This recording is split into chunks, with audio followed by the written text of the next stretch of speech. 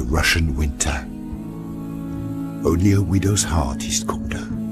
Soldiers died in the saddle. Their horses died beneath them. The Grand Army died.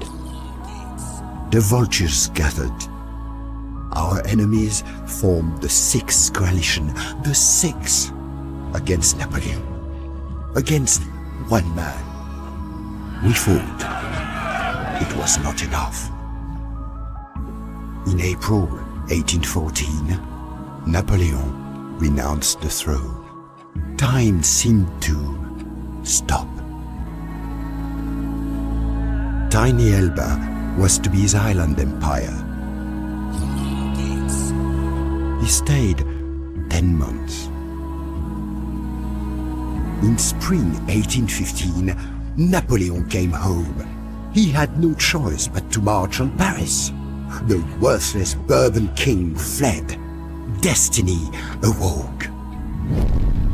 Following his abdication on the 6th of April 1814, Napoleon Bonaparte was granted sovereignty over the island of Elba, a small Mediterranean possession off the coast of Tuscany. There, the emperor did not idle. He reorganized Elba's administration, improved its infrastructure, and reformed its small military. The Bourbon Restoration under Louis XVIII failed to win the hearts of the French.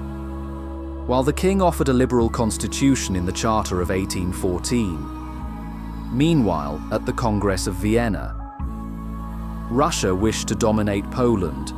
Prussia eyed Saxony. Austria resisted both.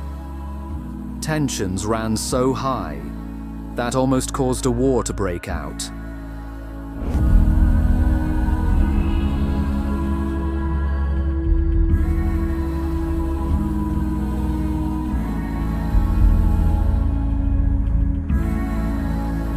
On 26th of February 1815, when the British and French guard ships were absent, his tiny fleet, consisting of the brig Inconstant, 4 small transports, and 2 feluccas, slipped away from Portoferraio with some 1,000 men and landed at Golfe Juan, between Cannes and Antibes.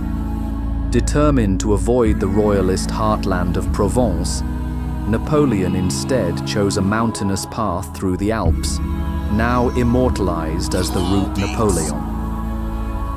His gamble paid off. The emperor encountered no resistance. Local citizens cheered his passage. Some old soldiers wept upon seeing their commander again. On 5th March, near Grenoble, the 5th Infantry Regiment of the Royalist Army had been deployed to stop his advance.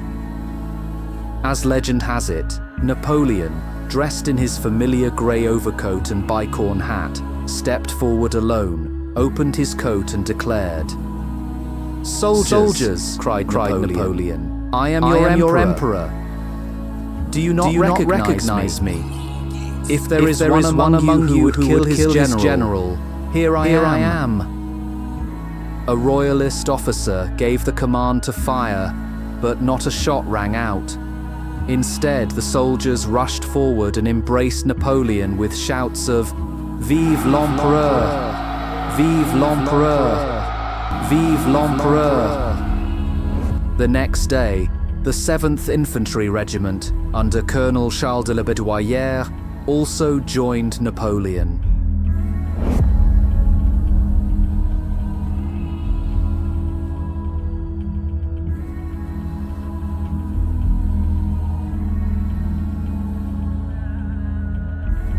From Grenoble, Napoleon pressed northward, his forces swelling as more regiments defected to his cause.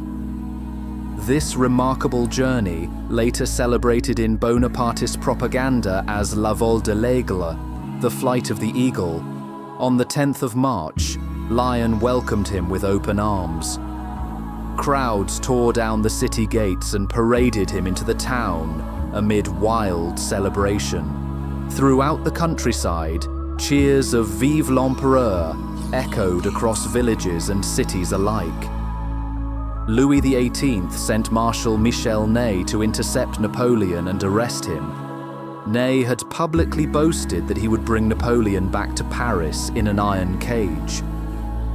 But he was a man torn by conflicting loyalties to his king and to his old commander, under whom he had risen to fame. On 14th March, in the town of Lons-le-Saunier, Ney made his decision. Accompanied by an army of 6,000 men, he declared his allegiance to Napoleon.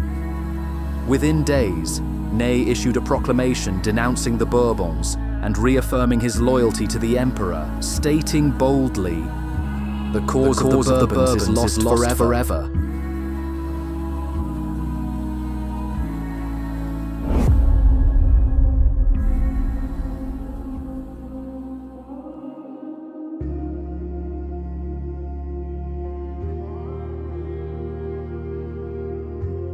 On the 19th of March, the king fled Paris for Ghent in the Austrian Netherlands, leaving behind an empty palace. The very next day, the 20th of March, 1815, Napoleon arrived in the capital.